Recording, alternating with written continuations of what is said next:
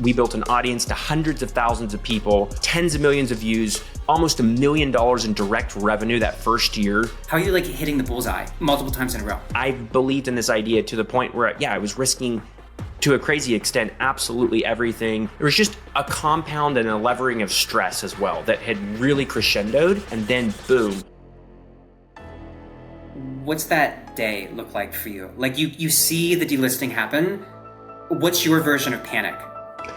It was one of the worst feelings I've ever had in my life, to be honest. Your mind kind of kicks into like survival mode, I guess. I had to get really creative. Within 7 days, we had $40,000 of direct bookings for that website. So I find that fascinating to pull a magic trick on people by adding up these thousands of details into one cohesive experience. You're like if Michelangelo also could read a balance sheet. But then here's the crazy thing, Nathan.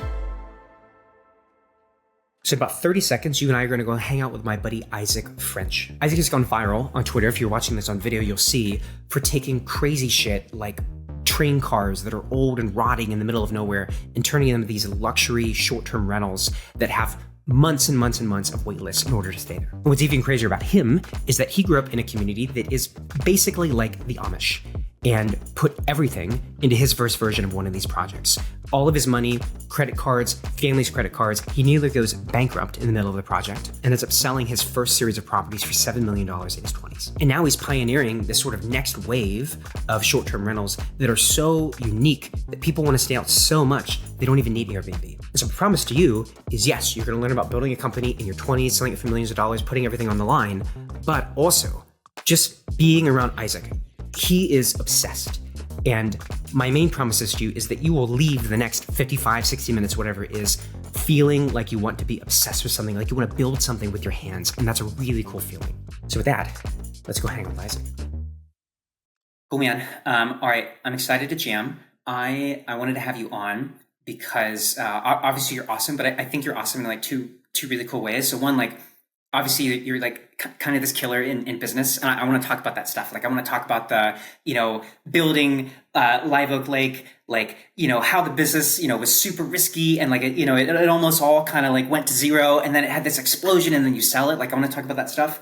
But then also you make cheese and you craft things with your hands. And I feel like that's very rare to find in a single person. So I want to jam on a whole bunch of different stuff. But let's start with this. Live Oak Lake. What is it? How much revenue did it do? What did you sell it for?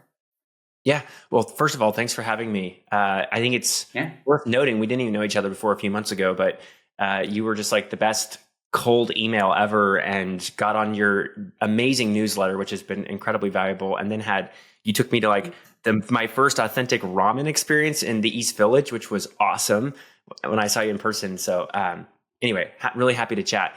Now we're working together too, by the way, which is crazy. So Live Oak Lake, 4.5 years ago, I was self-employed as a bookkeeper, making $45,000 a year. And I had this dream to build a village of modern cabins in nature and started looking for land. A few months later, found a listing on Zillow. I walked on site and within a minute, I had chills all over. I just knew that land was the place to build my dream. And it was speaking to me, and got under contract with my $19,000 of savings.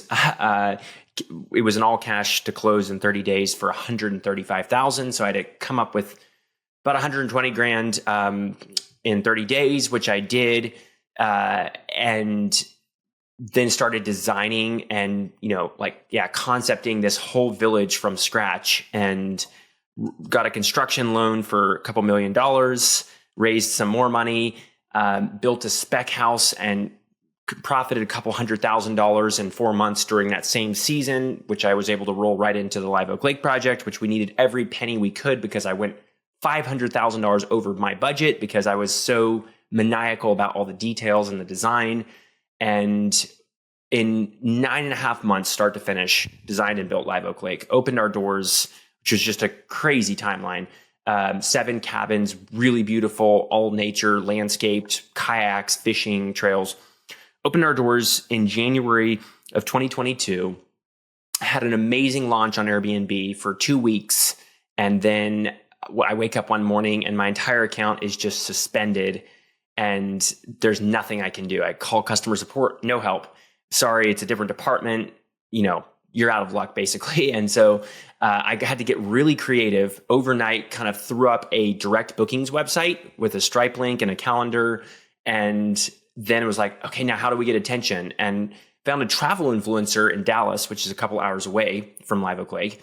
And she had just the perfect audience. I didn't even know what giveaways were or even how Instagram worked. I wasn't on social media at the time. But she was like, oh yeah, we'll run a giveaway. Like, I've got a bunch of foodies in my audience. They would love to come stay there probably. And so I sent her some photos. The next day she threw up a post. Within 7 days, we had $40,000 of direct bookings for that website and around 5,000 followers on my brand new Instagram account. And so obviously, as you can imagine, I was just floored and ecstatic with the idea that now we could build a following direct, which was like way better than being dependent on an OTA. Just, you have those. How did you find this person, by the way? Because it's like, there's a lot of atypical things happening here. It's like, oh yeah, we need hundreds of thousands of dollars, tomorrow. Okay, cool. We'll just go do it. Or like, hey, we choose our first influencer and, fantastic. I think it was like you pay them like $1,000 and then like you got like $40,000 worth of bookings. Like, how are you like hitting the bullseye? Like multiple times in a row. I got lucky with the influencer. So it was $950. This was really before that phenomenon kind of took over. In my space, the unique stay space, like giveaways have become a much bigger thing, and in part because of my story. But this was like a new concept where you would leverage a following, and it was a win-win-win for everyone. We gave a discount. That's why we got the bookings. But basically, a friend of mine, we had kind of developed a friendship. She was a lady in Texas. And then when all this happened, it was to the point where I was calling every person in my phone basically to like make something happen, because we had a $20,000 loan payment coming up and I had no money and we had no income coming in. We were like 2 weeks away from like bankruptcy, literally. And so I was just desperate. I don't care where we try, like we just got to get attention and some bookings from somewhere. So she just was like, oh yeah, I bet this account would be the right account. It's this new account in Dallas. So she was just more tuned into Instagram than I was and knew who to talk to. And I got really lucky with that one. As far as the money question, so I grew up in a very industrious family. We were never poor, but we definitely like were always, like having to work. All of us kids, I have 9 siblings. I grew up on a farm. We had several family businesses. You mentioned the cheese making. I was doing that when I was 15 years old with my mom. Award-winning cheese making. Yeah, like national award-winning cheese. I was making craft soda. I was buying typewriters from antique shops, fixing them up and selling them on eBay. I just had like a million business ideas as a kid, and my parents really fostered that. They homeschooled us. And we were working with our hands doing crafts. My dad was a plumber and my grandfather was a home builder. So construction was like in our genes. And my brothers and I were building barns and shops and digging ponds and like all these practical things on our farm. So it's just an amazing like incubator for entrepreneurial spirit and drive and ideas. So anyway, by the time I was a teenager, my dad transitioned from plumbing to general contracting, just like remodeling people's bathrooms. It's small projects. And that eventually grew into it's a small, but a good thriving small general contractor in Idaho. And so I had all this experience in construction and eventually running projects. The way I got that $120,000 was my dad and brothers. They didn't even have that as cash, but they had an operating line of credit for that small business. And so I convinced them to basically steer that money my direction for a short-term loan to get me over. And it was just a lot of like selling of, I'm going to get this construction loan and then I'm going to do this. They ended up having to front that money for about 8 months. And then when we went over budget, I had to draw more money from other places, like from another line of credit. And then that $200,000 from my construction loan, or from my spec home, which was another construction loan. I was incredibly like scrappy that year. I mean, I literally pulled money in every credit card. I had like $100,000 maxed out on 7 or 8 credit cards. Like everything in the book, I used every tool I had. And if it wasn't for so it was like we were hanging by a thread at multiple points along the way that would have like toppled the whole thing. But I really believe, like, not to get too philosophical about it, but like the universe conspires for people that are on a mission. And I was on a mission. If there ever was a 24-year-old on a mission, like I believed in this idea to the point where, I was risking to a crazy extent, absolutely everything. And, you know, the process of getting a loan as a 24-year-old kid with $20,000 of savings, that was an ordeal. And I got literally like laughed out of town with a few banks. They were like, you are insane. Like, basically, I appreciate the hustle, but you are crazy. Because I didn't even know how to sell this idea for I call it a micro resort now, but I didn't have terms for it. I didn't have a pitch deck for it. I didn't even have an underwriting model for it. Like, I literally had like a napkin math, like drawing of, and like sketches. The key for me was finding someone to co-guarantee that loan. So I had to bring my dad and brothers in to co-guarantee, and they had a little more liquidity with their construction business. But I, again, was not going to stop with them. Like, if that didn't work, I had, you know, all 1,000 contacts in my phone were up for grabs as far as, and I really think everybody knows someone who can do something. Like, the idea that, no, you know, like, it's raising this kind of money or getting these kind of loans is just for the privileged few. And, you know, I've heard that before. I just think it's baloney. Like, again, the universe conspires for people that are on a mission. And when you have that kind of passion and fire in your bones about your idea, like, and determination to will it into being, then people are going to rally behind that and money is going to come to you. So it was a ton of work. Don't get me wrong. I mean, I pulled my hair out for a year there. But then here's the crazy thing, Nathan. 4 months after we opened, so we had that little episode with Airbnb, ended up being the biggest blessing ever, because from that moment forward, we went all in on direct. We built an audience to hundreds of thousands of people. We got tens of millions of views. We drove almost $1 million in direct revenue that first year, over 500,000 of net income. 50% margins on that business. 55% margins. So that's crazy in real estate. I mean, it's crazy. That's like software. Yeah. But a big part of it was having that brand, because like all those direct bookings, they contribute an extra 17% straight to your bottom line. Plus, what's the typical margin? Like, if I own an Airbnb and I bring in like $100,000 of revenue, how much of that do I usually keep? So it's around 17% is the total commission on Airbnb. Now, if you're on booking.com or Vrbo, which are the other two OTAs, which are much smaller in the US, it's going to be like 15 to 20. Just call it that range. But here's the crazy part. All of those OTAs, they're the middleman. So they keep the data. And so you never get to like contact those guests again. Now, we put so much into creating this magical environment and a magical experience that it made perfect sense that we wanted to build a relationship and have a lifetime value associated with each guest that was beyond just a one-time transaction, which is exactly what we did. So now that we had their email, we could retarget them. They wanted to come back naturally because of the experience. So we had guests come back, this is just anecdotally, 3 times in those first 12 months. And each time they'd bring a different friend and a different family member. So you can see like the snowball effect that took place. Plus, we were reaching more aspirational guests who were less price sensitive, because our primary channel was Instagram and short form video that was much more compelling than just a thumbnail on a list of 20 other properties that someone's just kind of scrolling through and price shopping, which is kind of what Airbnb becomes. And so like the benefits to direct bookings are so profound. Plus, and now here's like where it all comes home. We ended up selling the whole place with the audience a year and a half after we built for $7 million. So $1 million a key. So that's $4.8 million of value creation in less than 2 years from a $19,000 seed investment. And a big part of that exit was that brand. So like if we hadn't have had the Instagram following and 80% plus direct bookings, we would have sold for millions less than what we did. So like the enterprise value that was created by going direct. And when I think back about it, like just the providential, I would call it, window of time where Airbnb did that to us inadvertently, it was a glitch.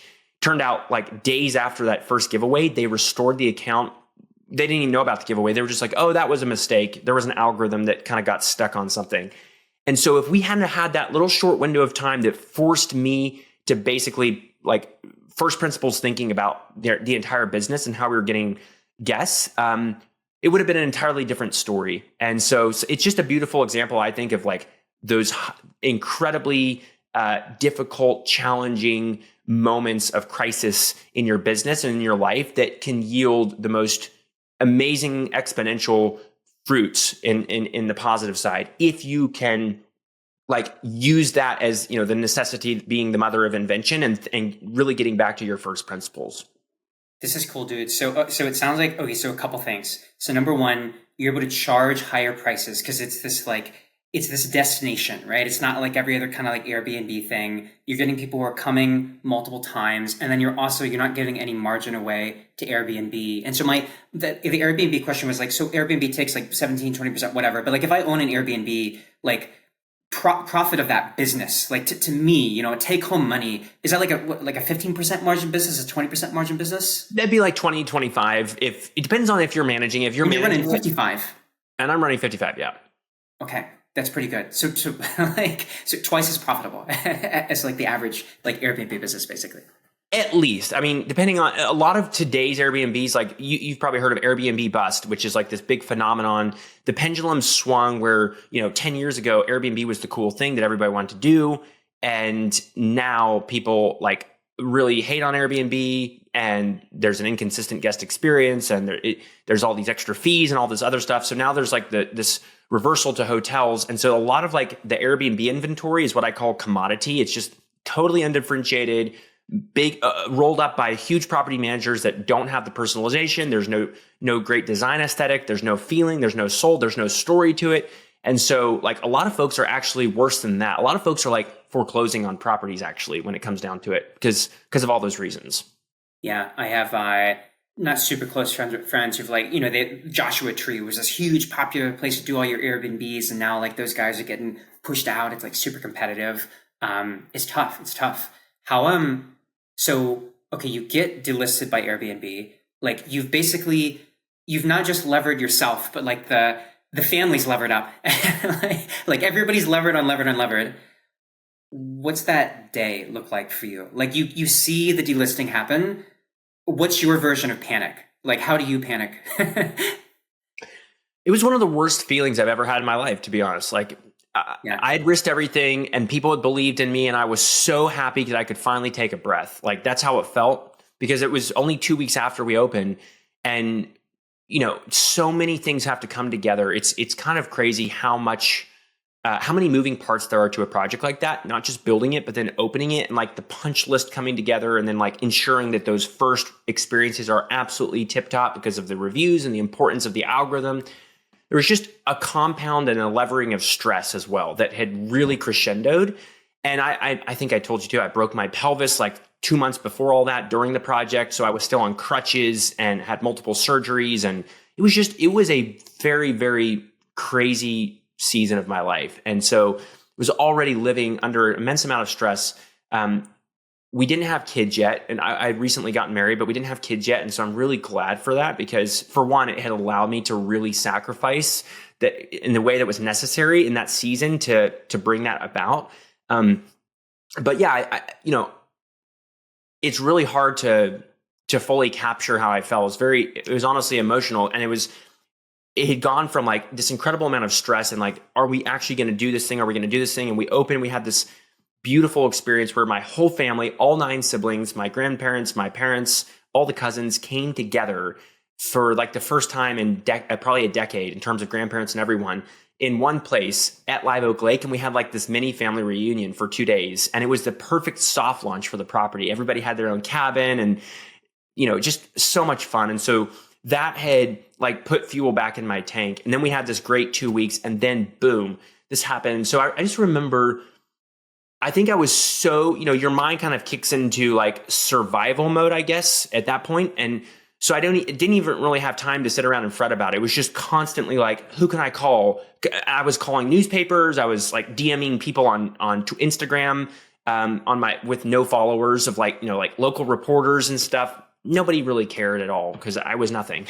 But I remember that one night sitting there in our house, and it was like midnight. My wife was in bed just patiently waiting and like to go to sleep, and she was waiting for me. And I was like just on my couch, literally pulling my hair out on the phone with Airbnb, had been on the phone for hours, just waits and holds, and nobody can help me. It was so frustrating. And then finally, like just kind of feeling, this is it. This is kind of rock bottom. And then this lady DM'd me, and she told me, I think it was that night, she was like, hey, you should check this account out. They just started up, and I think they'd be willing to do a giveaway. And so I may not get like all the moment by moment sequence right, but it was like that, I don't know, rock bottom. Oh, here's at least a last ditch Hail Mary. She wants $950. Great. What do I have to lose at this point? And just total luck. She was like, "There's this one person I thought of, and like maybe like let's just try it." Yeah, I mean, I knew that these giveaways, like, I knew that they were going to, because the lady that had DM'd me, was kind of an up and coming influencer that didn't have much of a following, but she saw where the puck was going, I guess you could say. And so based on our conversations, I knew this would probably be a phenomenon at some point, but it's also not common to get someone out that soon because like the property was totally unestablished. The photography wasn't great because it was still like dirt in places and the landscape hadn't grown and it was winter and like we didn't have any name. And so like there was a lot working against us. And so the fact that influencer that we did find would even take a chance on us, and that quickly too, because like if it had been a week later, it may have been a totally different story too, because like there were no bookings, there was no income, there was nothing. All my eggs were in that Airbnb basket. So yeah, it was just crazy few weeks there. You know, the fun part, so two things. One, we actually got suspended a second time 6 months later. At that point, we were at 75% occupancy, just direct, and we had built like 70,000 followers. So like we were fine, but that one was even more stressful. That was a 12-day span with even less promises from Airbnb. It was so frustrating. Like I still get kind of angry inside. And at the same time, it's weird because I actually really admire Airbnb. I think it's a fantastic company, like in terms of the innovation, and I love the founders. And I met one of them recently and told him the story, and it was so fun, like gratifying, secretly gratifying. For Joe, the first time, did you meet him? Or was it like the second time you're like, hey, now that we know each other a little bit, like, no, it was the first time. About, man? All right, cool. Dude, like I'm just going to spill it because I've actually told the story pretty publicly now. And I didn't know if they had even heard about it because obviously I'm a pretty small fish compared to them, but yeah, it was kind of fun. He literally just kind of put his head in his hands and shook his head like that while I told him. But he's not even that involved with the company anymore, so I think he understands. Hey, just between you and me, I have a little favor to ask you. We do this whole podcast for free, and I think that some of the episodes are going to make you a lot of money, right? I talk with founders, usually founders who have an audience, about their financials, their funnels, and their feelings. So I hope that will motivate you to start a business, or if you already have a business, it's going to teach you a lot about how to scale and how to build an audience, how to create your own luck. So the only ask that I have is if you're on Spotify right now, I'd like you to hit the follow button. And if you're on YouTube, I'd like you to hit subscribe. That'll help you and I go to more of these cool people and ask them to hang out with us so we can learn more about their business. So with that, I'll let you get back to the podcast. I want to ask you about, so like I've known about Live Oak, like obviously for a while because we know each other. This is literally the first time I've been on the site. I've seen some of these photos. Can you talk about like how because this is not like an average Airbnb. Like how do you do one of these builds? They look gorgeous. This looks like I feel like I'm looking at New Zealand, but this is Texas. Yeah, that was the whole idea. Like I spent 10 years of my childhood in the Pacific Northwest, was very influenced by the design aesthetic, and when I moved back to Texas, realized like there is just a huge lack of good design and great spaces. And so I've kind of become this nerd about places and how the built environment and how nature affects the way that we feel. And so I've always lived on a farm and always loved being in nature and hiking and all that kind of stuff. And I've also been creative and like wanted to be an architect when I was younger. So loved design and stuff like that, but never had any formal training. And so with this project, because of the zoning, like these little loopholes, I was basically able to do all of this like with no permitting, no regulations. Like it was crazy. And that's why I was able to do it in 9.5 months, literally like sketching on my iPad and coming up with everything, being on site, like making all these design calls. This is not a business you can start in San Francisco is what you're saying. Well, you can. It just might take you the rest of your life to do it. Yes.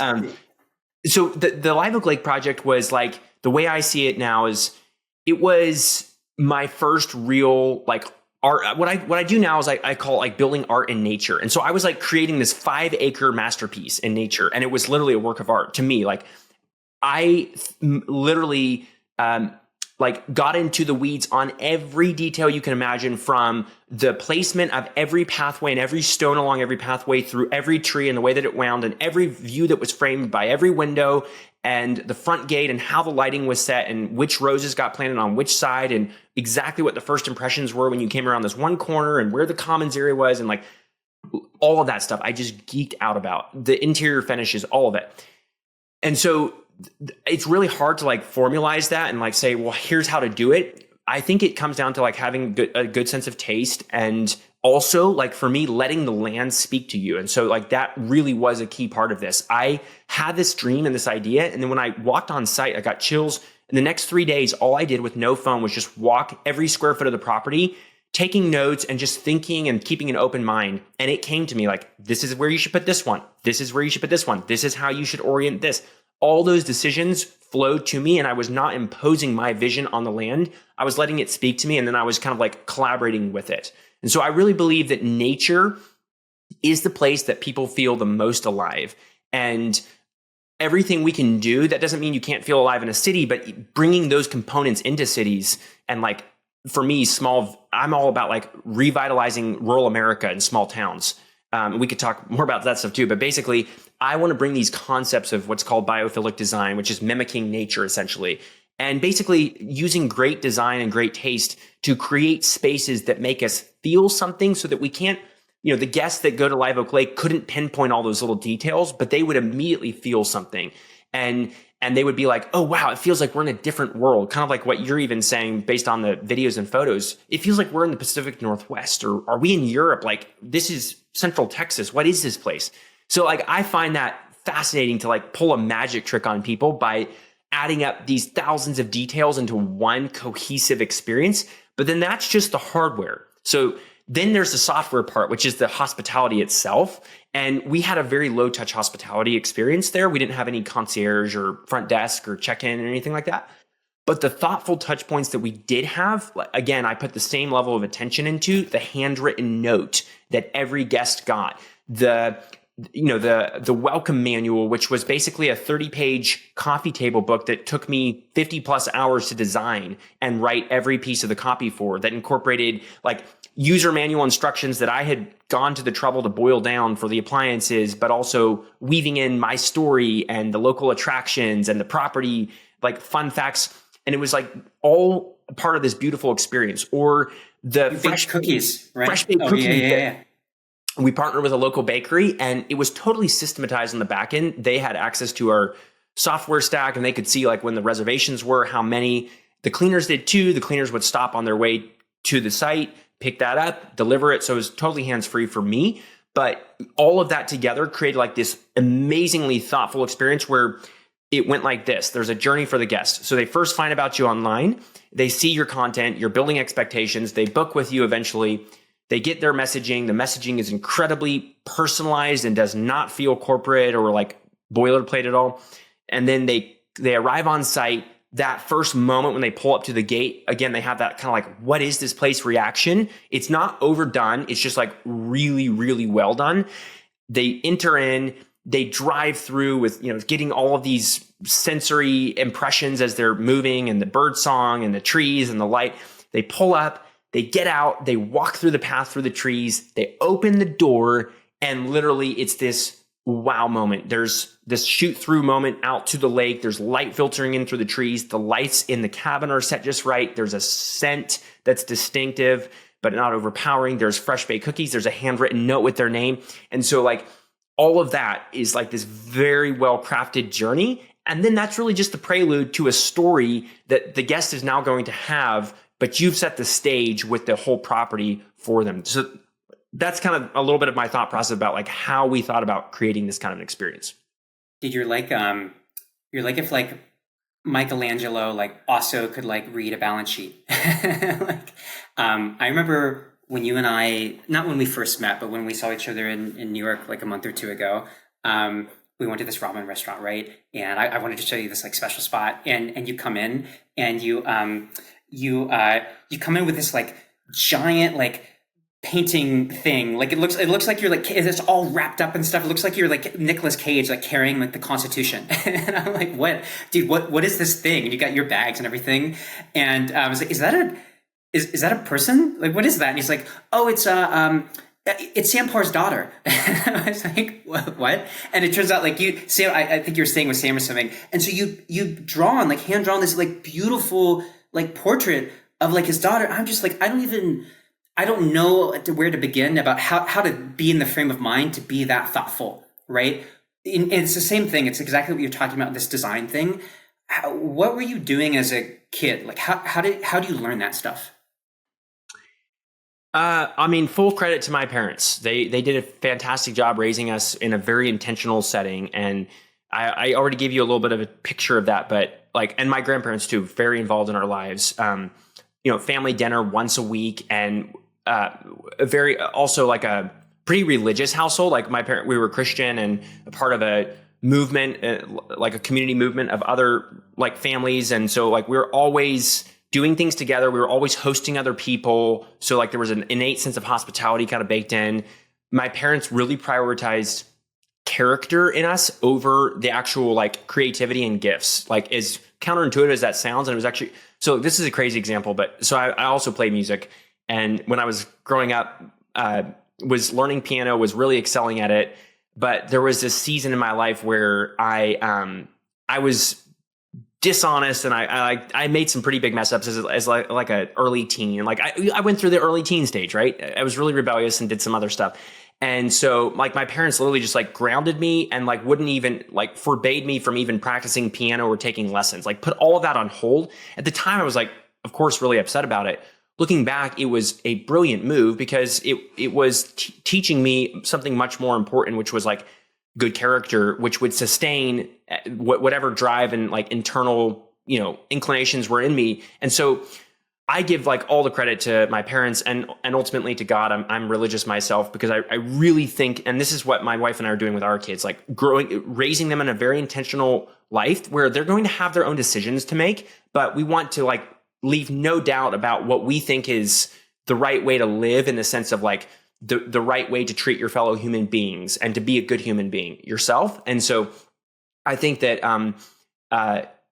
leaving enough room where you can, like giving enough rope where you can go out and hang yourself is a good thing, but then not actually letting your kids do that. And I think that's what my parents did with us. Like we did plenty of crazy stuff. But we were constantly like learning and growing and very creative. And also it was something that no one can like choose for themselves, but I kind of won the lottery also just with like having 9 siblings. There was a time in my life where I was very embarrassed about that, but like it was the greatest thing ever because it taught us so much about being selfless and sharing with other people. And are you the middle kid, or are you on I am perfectly in the middle. I'm 5 out of 10.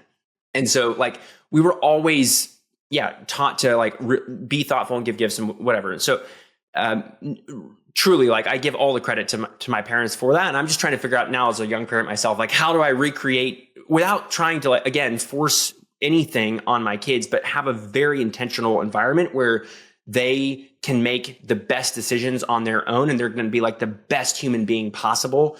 And of us 10 siblings, 2 of my brothers decided to take a totally different path with their lives. And one of them ended up like doing his thing for a few years and then came right back and was like, no, this is exactly what I want. I've seen everything else. This is what I want. And the other one's still doing his own thing. And we have perfect mutual respect for each other. And I think he's been set up very well to succeed in life because of the upbringing that he had. So it's not a great answer. It's just like all credit to them. Interview my parents if you want to know. What, were there like specific things that they had you do as a kid? Because you also like, I don't mean to oversimplify it, but like for the average person who like listens to this, like I want you to talk about the community you grew up in, and they're going to kind of go, oh, it's like Amish with a twist, in a way. Like talk about that, and like what are the things they did through the community that made you like this? Because there's some cool stuff you told me. Yeah, so it's basically like modern Amish, you could almost think of it as, because we share a lot of roots with like the Amish tradition, but we use technology.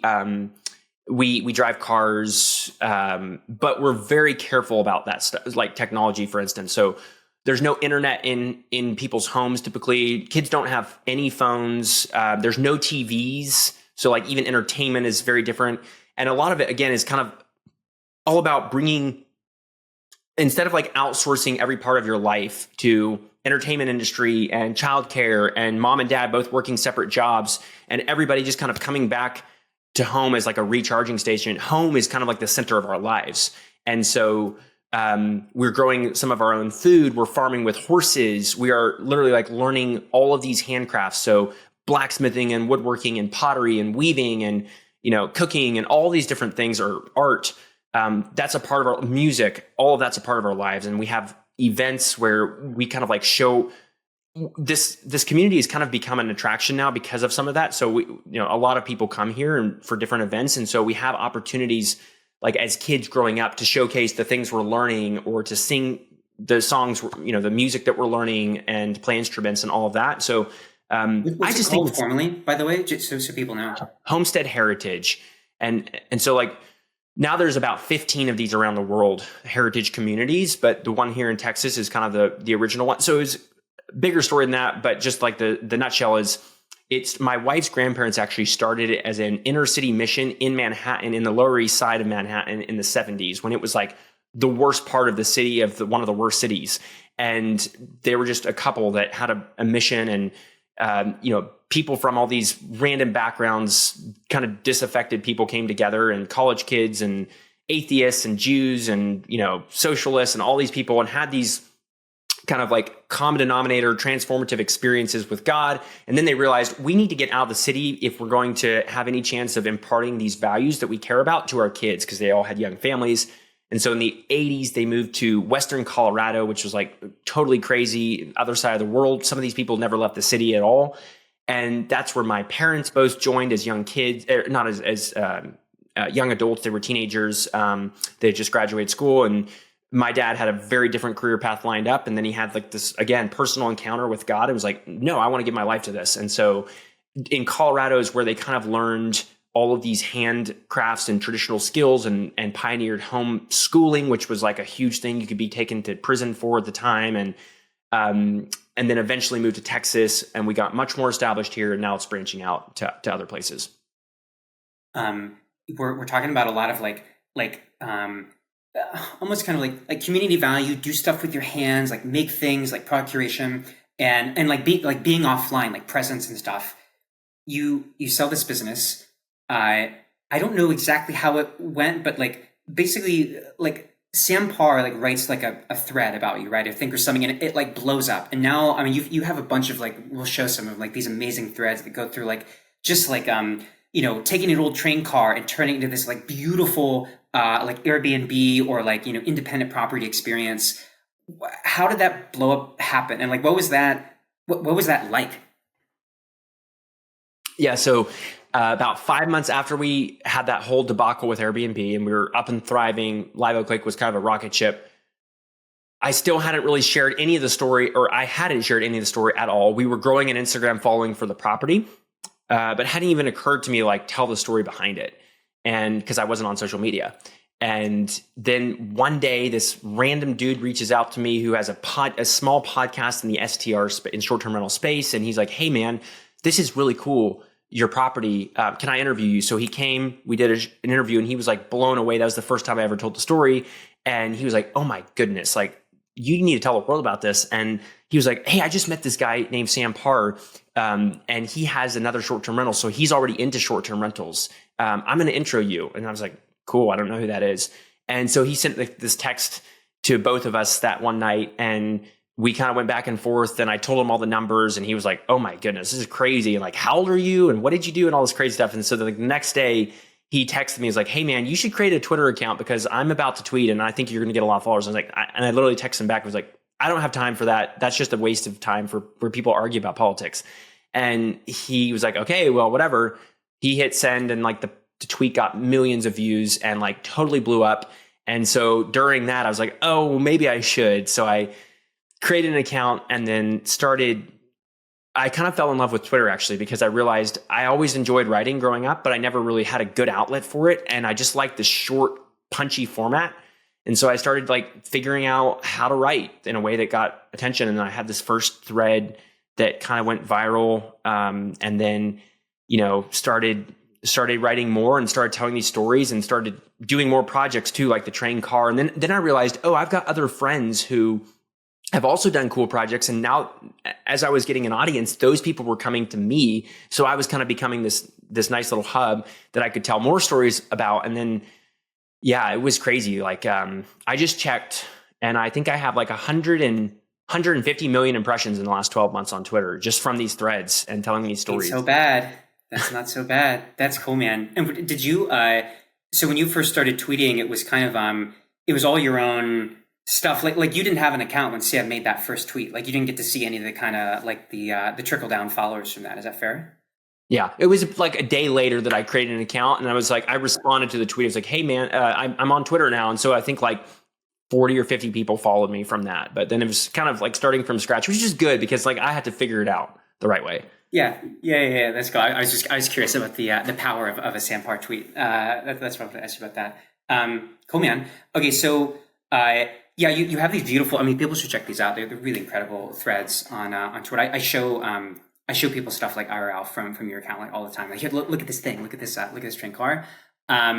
What you sold the business? What are you up to now? Because I feel like when we catch up, you're in Texas right now, but this is weird. This is rare. you're like everywhere across the country.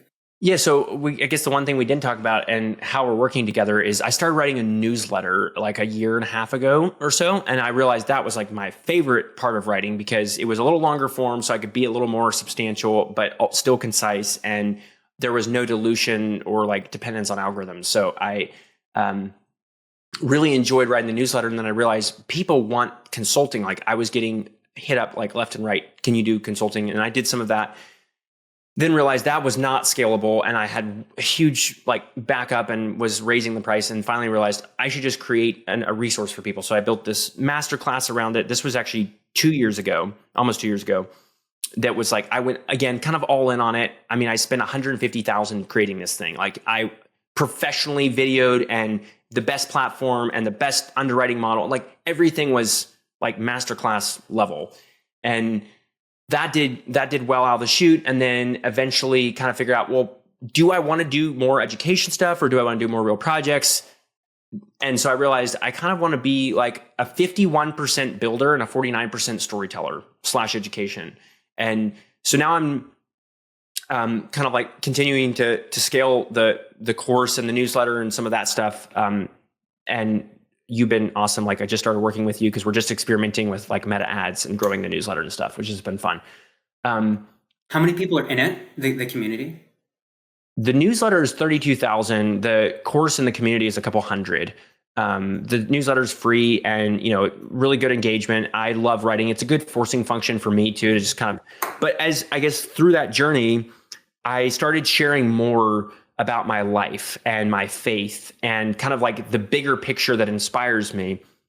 And some of even what we've talked about as far as like my upbringing, and people really started resonating with that. Well, some people got like alienated. I alienated some people, but most people were like, "Oh, this is amazing. Tell me more." And I want to learn. Like the world needs more of that. And so then I started realizing this idea of like creating art in nature with these projects. It's even bigger than that. It's like being an artist, whoever you are, wherever you are, whatever you're doing, and bringing beauty into the world. And so as big and lofty as that sounds, I'm kind of on a mission now to inspire other people that everyone can make a difference in making a better world by being more intentional and crafting beautiful things. And so more than a developer or like hospitality person or social media person, I consider myself like, again, hopefully more of like an inspiration and a channel and a conduit of inspiration for other people. And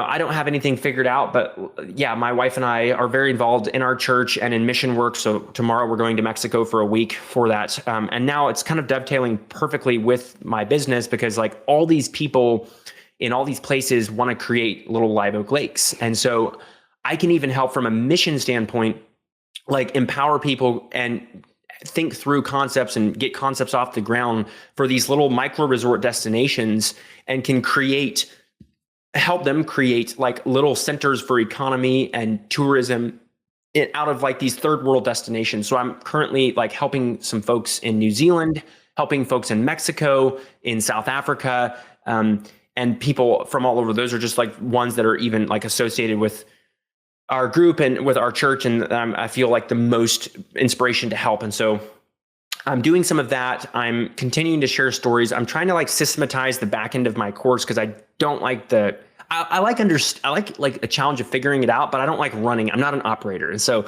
I'm working on all of that, but hopefully to free up my creative bandwidth to continue doing projects that are cool and then telling those stories and helping other people.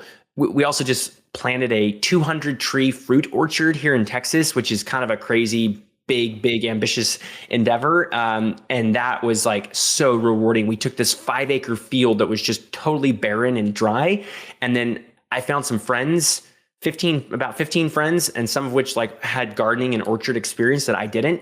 And I kind of designed it, and they brought like the technical expertise, and we created this amazing like little oasis but the idea there is not just to have a productive fruit orchard, it's like have a beautiful place to be. And so it's 2 years, we're 2 years in, the trees are just producing their first fruits. They should be producing for the next 2 to 3 decades.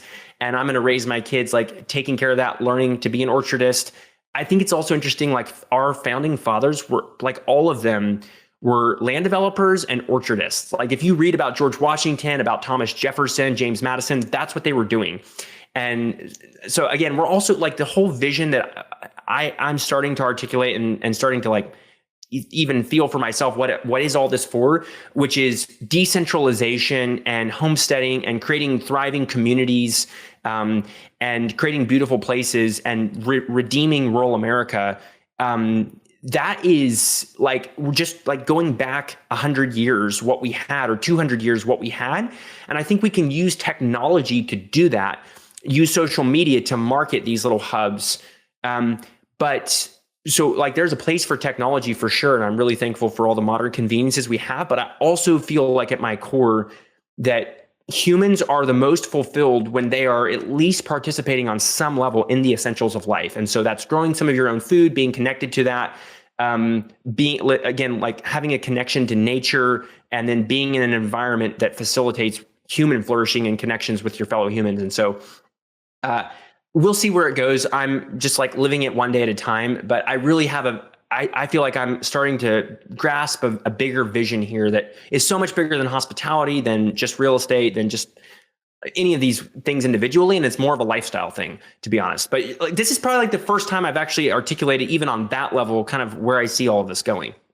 Yeah, we talked about this a little bit when you were in New York about how my takeaway was basically, so I've lived in New York for a while. There's almost an irony to New York where you're around all of these people, but it's actually incredibly lonely. In New York, if you think of New York like a product, like New York does not have a great onboarding experience. It does not do a good job of immediately connecting you to people who like micro experiences with people who have very approximate either tastes or values that you do. But when you do something like plant a series of trees as a community, when you do something like build what you're building like around a set of common interests, like doing these micro resorts, it's like, it's different. And actually my closest friends in New York are like internet people, because the internet actually has a really great onboarding experience. X like curates exactly the kind of people that I want to interact with, and like the kind of people I want to meet. So all my experiences, all my closest friends have started online, and I've had to bring them offline into New York, which has been like a better path to that stuff.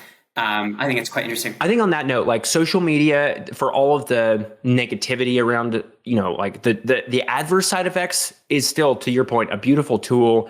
And the way I see it is, it has to be an invitation to a real experience and to a real relationship. If it's just about like curating a virtual community, that is not only pointless or not effective, it's actually detrimental, I think, to people's actual longing for real connection. I think we all kind of saw that also just like coming out of COVID with all of the Zoom meeting, like in the workspace, work from home, all that stuff.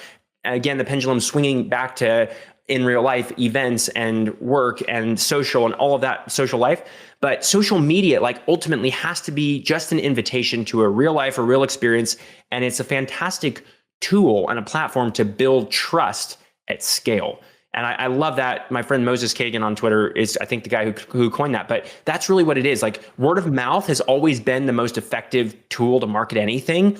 And if you're using social right, all you're doing is like using word of mouth on steroids. You're not like, there's all these gimmicks and like hacks, even giveaways. Like I have mixed feelings about those. I think they can be kind of a leverage of word of mouth through influencers, but I really think it needs to be authentic. Like that's why like sponsorships get really like, especially personally, I feel very like inauthentic about the idea of, you know, just like taking money to promote something I don't care about. And then I'm diluting that word of promote. Yeah. And then if you do that, like if you're very careful and increasingly selective, as you grow a following, people trust you, you retain that trust, which is your most valuable asset in a lot of ways. Yeah, I want to ask you one last thing before I let you go.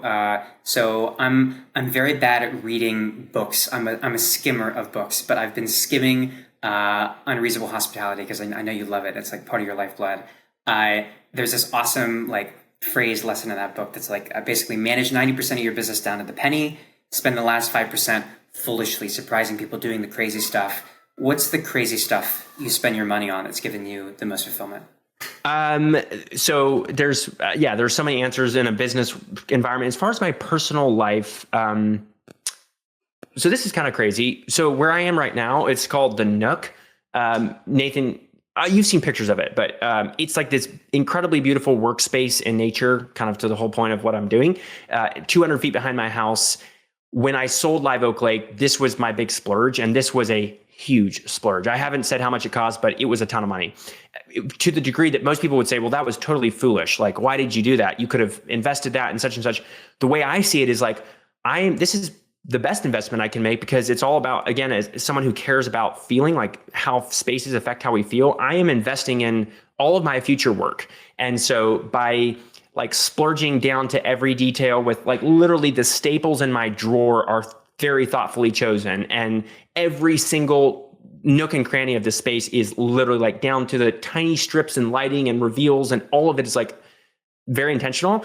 By putting that much effort into it, again, it creates this feeling. And when people come here, I love seeing the reactions. And it's the same every time. It literally is like a take your breath away. Oh my goodness. Because even like the outside is kind of understated. It's all black. And then you walk up and the way it's positioned, you walk inside and it's just like this magical feeling. And there's these huge windows that bring light in. And I get a ton of energy by being here. And then I think I can, again, be a conduit and like hopefully even radiate that energy over a camera. I do a ton of calls with people and stuff like that.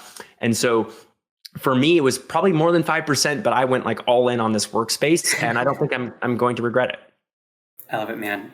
Yeah, it's a beautiful space. I'm excited to see it in person. It looks like you're like in a Hallmark movie. You gotta come here. You gotta come. I'm gonna come. Appreciate you, dude. I'm glad we did this. Thanks for having me.